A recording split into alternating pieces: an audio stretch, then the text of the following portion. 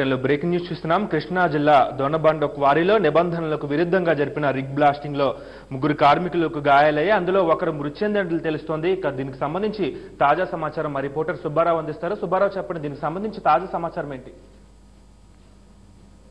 ఈ సంఘటనలో దాదాపుగా పెద్ద ఎత్తున బండరాళ్లు కొండపై నుంచి జారిపోయినటువంటి పరిస్థితి ఉంది. జారిపోయినటువంటి రాళ్లు ఒక కింద ఉన్నటువంటి కార్మికుల పైన పట్టడంతో కార్మికులు ఉన్నటువంటి ఏదైతే ఆ రిగ్ బ్లాస్టింగ్ కోసం ఆయన వాళ్ళు కొండపైకి ఎక్కేందుకున్నటువంటి తొట్టి కట్టుకుని తొట్టిలో ఉన్నటువంటి పరిస్థితి. ఆ తొట్టి మీద బండరాళ్లు పట్టడంతో ముగ్గురు పైనుంచి కొండ మధ్యలోంచి జారి కింద పడ్డారు. దీంతో ముగ్గురికి కూడా చాలా తీవ్రగాలైన పరిస్థితి ఉంది. ఈ ముగ్గురులో ఒక వ్యక్తి మరణించగా మరో 2 మాత్రం ఆసుపత్రిలో చికిత్సుకుంటారు. ఒక్కరికంటే పూర్తి కాళ్ళు విరిగిపోతున్న నేపథ్యంలో ఆ కాలం తిరిగి కూడా తిరిగి సర్జరీ చేసేటువంటి కార్యక్రమం ఉంది. ఒక అతను మాత్రం కాస్త కోలుకున్న పరిస్థితి చెప్తా ఉంది.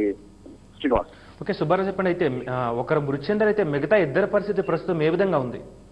ఆ ఇద్దరిలో ఒకరి పరిస్థితి కొంచెం విషమంగానే ఉంది. కాళ్ళు చేతులు కూడా విరిగిపోవడంతో కాళ్ళు విరిగిపోయి అదేవిధంగా డబ్బులు తగ్గి మరొక అతను మాత్రం కొంచెం చిన్న గాయాలైనప్పుడు కూడా కొన్ని కోలుకుంటా ఉన్నాడు. మరి కొద్దిసేపట్లో ఏ విషయం అనేది కూడా వైద్యులు చెప్తాను శివకుమార్. ఓకే సుబ్బారావు, చెప్పండి. అయితే రిగ్గింగ్ సంబంధించి అటు యాజమాన్యం ఏమైనా స్పందించిందా? అంటే యాజమాన్యం దీనిపై స్పందించలేదు. ఎందుకంటే పోలీసులు అక్కడ చేరుకున్నారు, పోలీసులు విచారణ చేస్తున్నారు. ఎందుకంటే రెగ్గింగ్ అనేది ప్రభుత్వ నిబంధనల ప్రకారం ఎటువంటి పరిస్థితుల్లో కూడా అనుమతి లేదు కాబట్టి యాజమాన్యం ఈ ఘటనా సమయంలో యాజమాన్యం మొహం చూడాల్సినటువంటి పరిస్థితి కనిపిస్తా ఉంది. పోలీసులు కేసు నమోదు చేసి దర్యాప్తు ప్రారంభించారు. Sukumar. Okay, thank you Subbarao.